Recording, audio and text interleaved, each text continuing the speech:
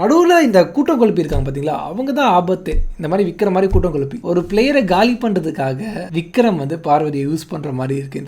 இந்த இடத்துல வந்து கமருதீன் பண்ணது அஃப்கோர்ஸ் தப்பு தான். அந்த தப்பு பார்வதிக்கு வந்து புரியும். பார்வதி வந்து குழந்தை கிடையாது. அவங்களுக்கு வந்து அது புரிஞ்சா அவங்க வந்து வெளியே வர போறாங்க. உண்மையிலேயே விக்ரம்க்கு பார்வதி மேல கேர் இருந்துச்சுன்னா பாரு யோசிச்சு பாரு, நேற்று அவ்வளோ அக்ரெசிவா வந்து அவங்க நடந்துக்கிட்டான். இந்த மாதிரி ஒரு பர்சன் உன் லைஃப்ல தேவையா யோசிச்சு பாருன்னு சொல்லியிருக்கணும். ஆனா விக்ரம் அப்படி சொல்லல. விக்ரம் சொன்னது என்னன்னு பாத்தீங்கன்னா, நல்லா உங்ககிட்ட நிறைய பேசியிருக்கேன், நம்ம நிறைய இதை பத்தி டிஸ்கஸ் பண்ணியிருக்கோம், தயவு செஞ்சு காம்ப்ரமைஸ் ஆயிடாதம்மா, உனக்காக நான் நிறைய பேசியிருக்கமா, இது வந்து நம்ம பேசுறோமா, அந்த மாதிரி வந்து பாத்தீங்கன்னா ஒரு ஹெசிடேஷனோட ஒரு பயத்தோட வந்து பேசுறாரு. உண்மையிலேயே பாரு மேல அக்கறை இருந்துச்சுன்னா உன்னை இப்படி எல்லாம் பண்ணிருக்க யோசி, இப்போ போகாத, விளையாடாத, ஒரு அறிவுரை சொன்னா விக்ரம் பெரிய மனுஷன்பா. ஆனா விக்ரம் என்ன சொன்னாரு, ஆடியன்ஸ் பார்த்தா என்ன நினைப்பாங்க, உன்னை நம்பி நான் நிறைய பேசியிருக்கேன், இப்பெல்லாம் காம்ப்ரமைஸ் ஆகாத.